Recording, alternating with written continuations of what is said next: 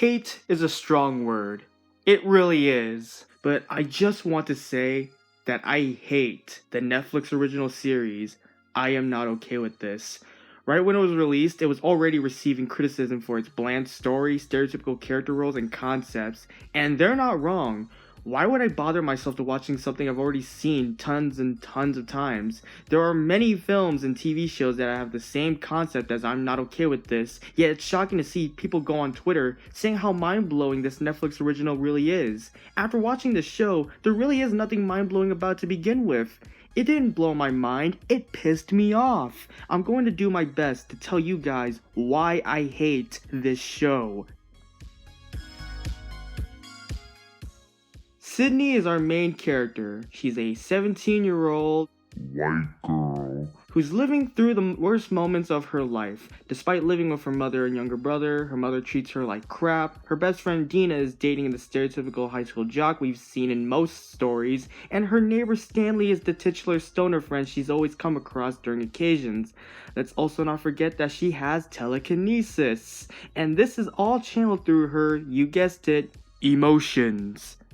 The first episode and many other episodes always begin with Sydney covered in blood running away from the cops, and it's presented as a scene that takes place during the show's finale. Already the show f***ed up. A story about a girl dealing with teenage problems who has telekinesis. What do you think is going to happen at the end? If you thought that the reveal of Sydney being covered in blood was clever, then you must have not seen Carrie. It's the exact same concept. Although in Carrie it was pig's blood, the finale of both stories take place during a school dance. The main protagonist is being ridiculed in front of the whole school, and someone gets killed by the main protagonist with telekinesis. You see why I hate this show? This isn't an homage, as this show is clearly trying to be its own thing. You can pay homage to other movies or television shows through your stories, but they gotta be clever and done through a way where we as an audience should be surprised, not expected. Stories should be unpredictable. That's what gives depth to the story and characters. This show fails by a mere 2 seconds. That is sad. The show moving onward isn't actually bad. It has a decent pace and it isn't too fast or too slow. A lot of Netflix shows tend to drag most of their original series with long scenes of characters talking to just pad the runtime, but this show at least succeeds by not wasting our time with filler dialogue or narrative. Speaking of narrative, let's cut back to problems I have with this show.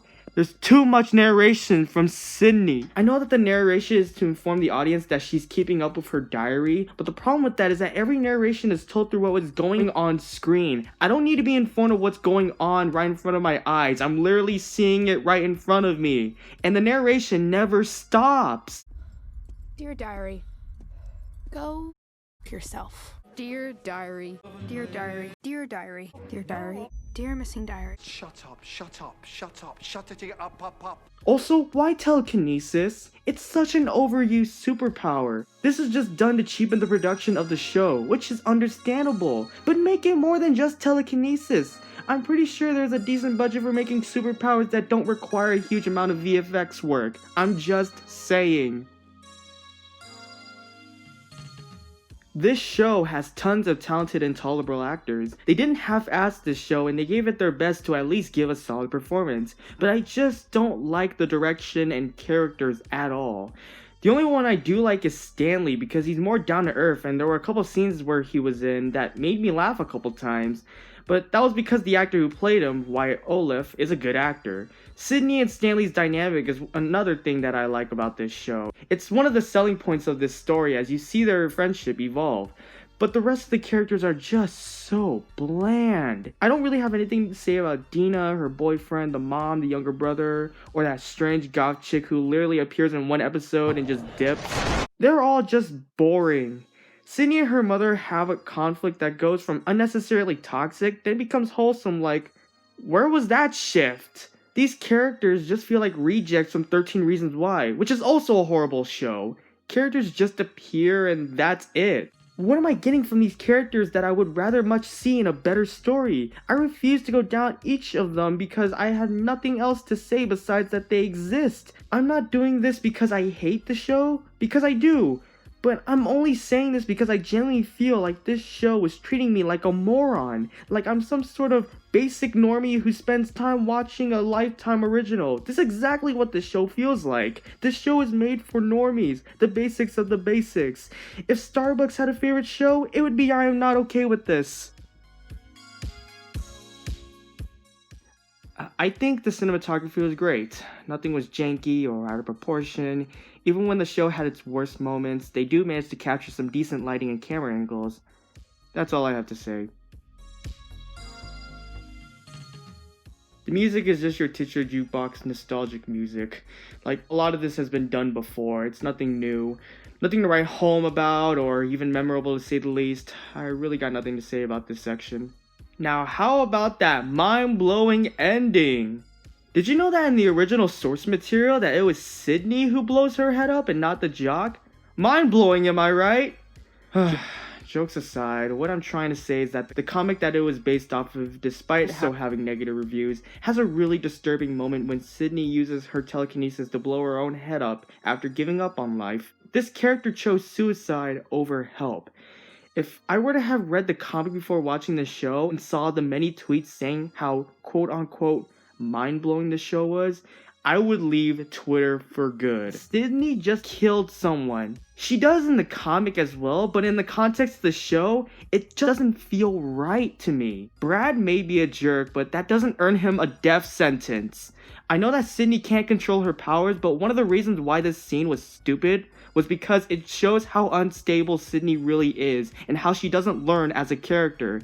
She would just kill her way just to fix the problem, when in reality she could have just controlled her powers.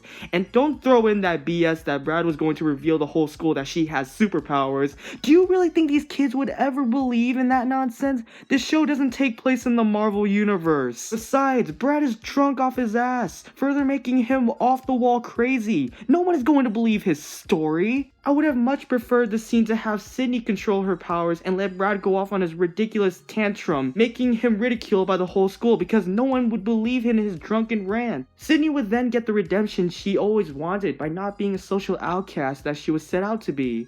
It is Brad who faces that turmoil and humiliation. That's how I would have written this scene. It's not perfect, but it's at least better than a cheap Carrie knockoff of a scene. I Am Not Okay With This is a bad show. If you like it, more power to you. But you can't convince me otherwise. That my rant was horrible, or that I didn't understand the story or its message. If there was a message, I would be talking more about this show. Instead, I don't even want to talk about the show ever again. I'm going to give this Netflix original a 3 out of 10. There were good actors, decent pacing and cinematography, but it was all wasted for this unaspiring heap of mess.